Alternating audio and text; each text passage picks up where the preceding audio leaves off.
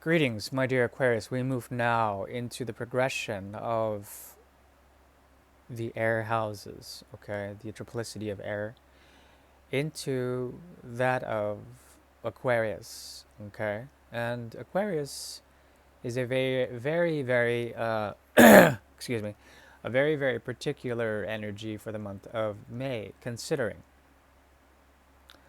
that there is a retrograde Pluto that needs to evolve in a certain type of way that may or may not be impacting Saturn's overall energy. There is a grounded structure that is being built, and Aquarius is essentially the pioneer in terms of engineering as well as planning, laying out this said structure. The structure, excuse me, can be of the collective mind.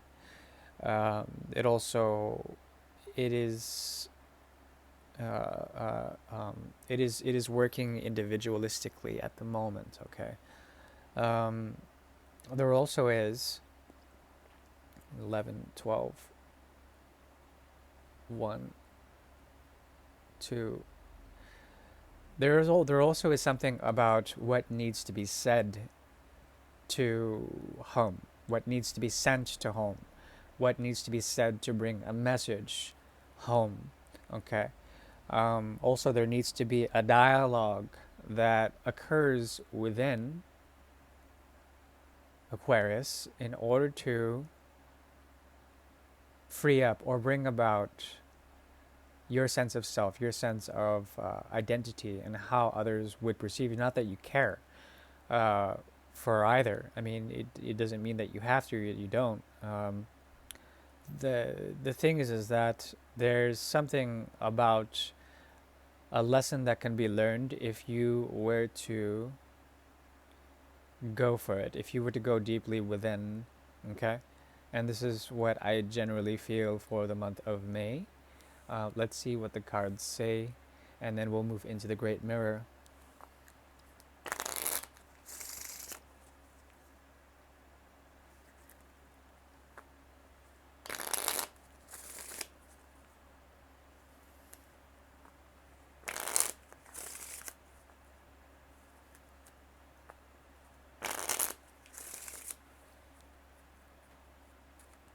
When it comes to what needs to be said to home or to ashram or to mother, okay, what needs to be said to mother, or the sense of what needs to be said in order to feel like you belong if you needed to, it revolves around, it would be about the hard work you put into something that dissolved, something that you can't really say what it is, okay? But you put in the work, whatever that is. The thing is that Aquarius is constantly um, futuristic in design, okay? Meaning that its gaze is into the unknown, okay? Into the path of liberation, to the path of nothing, but then everything at the same time.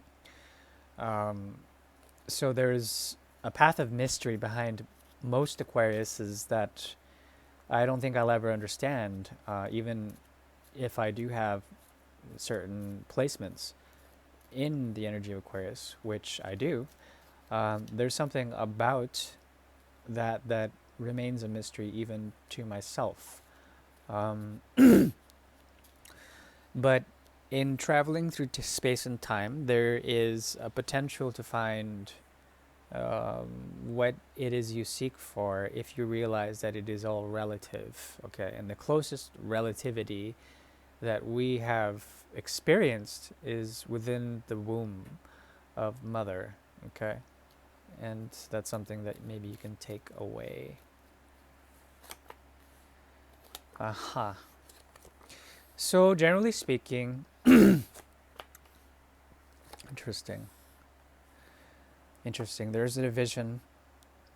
There also is, excuse me, there's something of the progression of truth here. Okay? And this has to do with terrestrial, terrorist, terrestriality, if that's a word, territoriality, your domain, your ability to find footing on some certain thing. There's a new beginning that I see a lot of air is going through in the month of May, particularly cardinal air and fixed air. Excuse me. The thing is that there's something about Uranus and fixed air in general that points to incredible either challenges or challenges within karmas that occur in terms of what we would call reality. Challenges also in terms of what we can hold, what we can attain, what we can produce, and these being ever much a sense of agitation for the detached sign and energy of Aquarius, because Aquarius doesn't really give a fuck about all that shit, that garbage in the junkyard of materiality, of materialism. They could naturally, I mean, they enjoy it, but they don't need it, and they know it's something that would not serve them in the future, only to preserve a sense of culture. If the culture or the sense of preservation of culture is not there, then perhaps they would not care. Now the question is for you to see if the golden round, or the idea of something that would crystallize in terms of gold or jewelry, would provide for you a sense of a new beginning, a new cycle. Is that something you're searching for?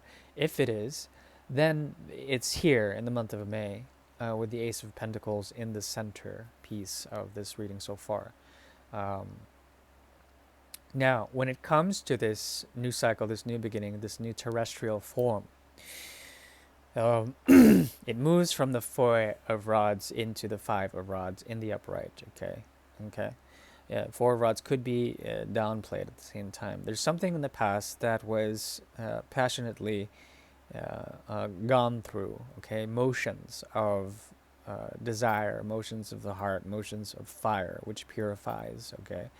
And in all that, essentially, some form of tension is bringing forward this newness, this new path, this new situation, this new relationship, whatever. This new endeavor is here. It's very enterprising energy.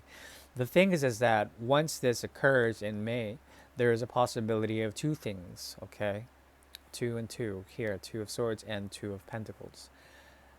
One path has to do with the path of Mercury. The other has to do with the path of Mercury, but it's different. This is the third and the sixth houses. No? Yes. Third and the sixth houses. Okay. What does that mean? It means that there's going to be a mutable nexus, a mutable cross point or a crisis point, even if it isn't a crisis. There's something about it that would force you into juggling in some sort of way. There's a revolutionary energy that is generating momentum in a dynamic way to push forward the energy of Aquarius into a gateway of some sort, of two different ways of doing things. One is more vocal, it's also artistic. The other is more practical, and is also tied to the mystery of the odd formation from Virgo into Pisces. Okay, what does that mean? Means that in the future there's a possibility of the Two of Pentacles arising. Okay, and from this there's a strong indication by the finger of God that points to the 12th house and the houses surrounding them, meaning that it's your house, the 11th house, and Aries. Okay, the first house. Okay, what does this mean? It means that there is a faith or a sense of newness when it comes to organizations or communities that you have been pushing forward in terms of futurisms that is coming to be. And it's your job to be practical about these and to work in two different ways, two different hands, one for each project. So your project can branch, it can fork in a certain way. If it forks, also immediately you won't know what to do. There's something about the stasis of Gemini energy, also Libra and Purva Bhadrapada, as well as Uttara Bhadrapada, okay, which are the energies of of two swords, okay, of two faces, of also trying to make sense of it all, but then also being very centered in dealing with binaries, dealing with different ways in which things branch, okay, the realm of Maya, essentially. You're going to approach this and find a sense of harmony within it, a center point, okay? Whatever. I mean, that's just a pre-read. So let's get into the main gusto, which is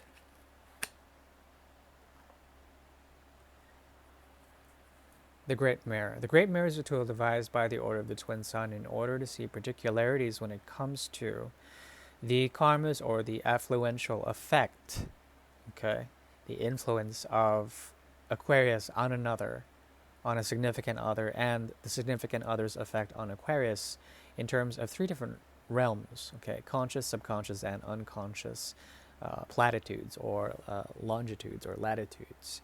And basically, we're going to see in a spherical way how this may turn out. Okay, please take only what you will. This is very powerful stuff.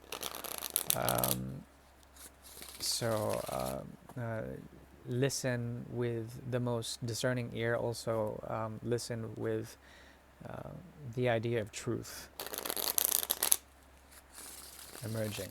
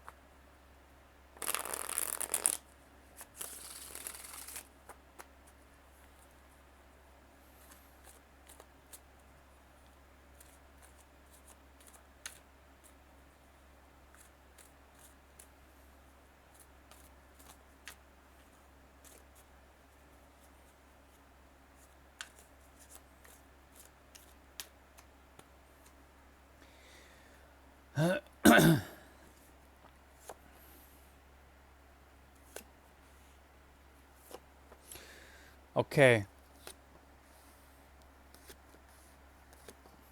Fundamentally, you are dealing with someone here that is informed by their south node to a point where they fall back onto the south node and consider it a boon, something good for them in some sort of way.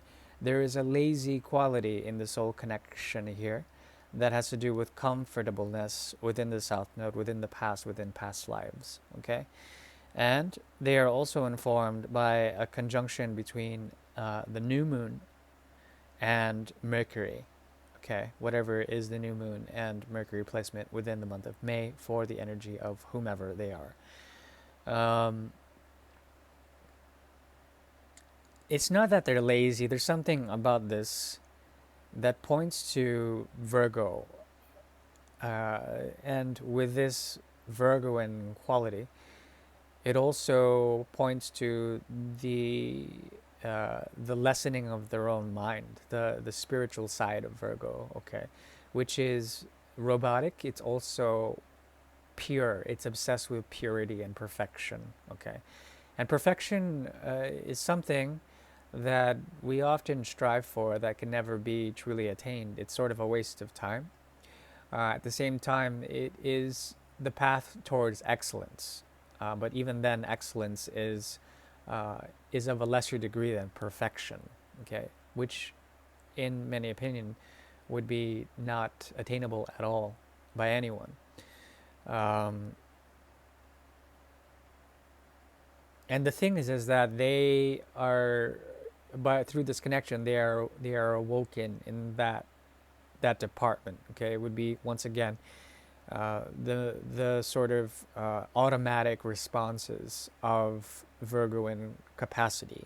Okay, it's very interesting considering that Virgo is a purifying force. It's also a connoisseur and a collector, if you will, of various forms of information and knowledge. Okay, but there's something about this that when it comes to you, when it comes to this type of connection, there's a deep sense of comfort in the spiritual undertone of such a thing, to the point where they would be disarmed and not critical, though they are, but they wouldn't be. Something like this. Um, when it comes to that, there's a route here that you are taking, an escapist quality, something about also the mutability of air, Gemini, third house also, the 5 and the 8, okay, some form of transformational goodness that occurs through the transformation of the inner child, escapist tendencies, but also dreamy perspectives, okay, that may be elicited through this type of connection. It goes further. Ultimately, this gives you a sense of peace, and also this person, uh, they there's something about the truth here that emerges, a truth that well, and I don't mean to spoil it or anything, that ultimately what is learned through this type of connection is that a peace of mind can be found by not searching for perfection. That's basically what I'm saying. And this can be artificial. This can be something that both of you are naturally not acclimated to, that you're not familiar with. But it's something that can be learned. Okay, there is an artificial light, something that comes to the reflection of the moon. Okay, um, and there also is a softness to it. I rather like this type of energy. This person is something of a ray of light for you. They bring forth clarity as well. They bring forth the understanding of the second house, and also Gemini's energy, the second to the third house. Now, this elicits, according to Aquarius placement, 11, 12, 1, 2, and 3, the fourth and fifth houses. Okay, fourth and fifth houses. What is that? That is essentially the sense of the inner space that allows for the fertility of creativity. Okay, that allows for the inner child to reach out. Okay, and this is something that you have been trying to bring forward in terms of what has been deserved. There's always been a sense of imbalance, or perhaps you're dealing with someone that would balance out both your unevenness in one way, shape, or form. If your life has been um, sort of at a crisis point, or if that you're still waiting for something in terms of the great equilibrium. Okay, when it comes to relationships, you could find it here, but it might be boring. There might be offers that are rejected, blah, blah, blah. But essentially, this will bring forward a sense of satisfaction. Is very ironic, because what emerges out of this type of connection is the Eight of Cups in reverse. There's an ability to come back to a natural state, okay, for both of you, that would bring forward, let's see here, something that is different from the expectations of the past. Okay, this person also brings a lot of fire into this type of situation. Perhaps that satisfies you, perhaps not. Um, there's something about the randomness that occurs here that is different from the regular path or the regular way of doing things, the regular familiarity of things. And I think it's something that would help if you were to imbalance yourself in a way, to find a sense of vacation in it all, to find a sense of um, opportunity in it all. It's very interesting. And Aquarius has always been something of a mystery to me. But you are acting true to form. There's something about the star card here. Um, some form of transformation. Okay, this has to do with transformation with the inner realm, is going to occur in the month of May. And perhaps this is something that you are ready for, or perhaps just something that you're not. And it really is up to you to either go into those depths, to go into the transformation that requires purification of the earthly realm. Okay, meaning that once earth enters water, it becomes dissolved in some sort of way. It becomes like silt, okay, until it reaches the bottom. Then it acclimates and it becomes something a bit more firm.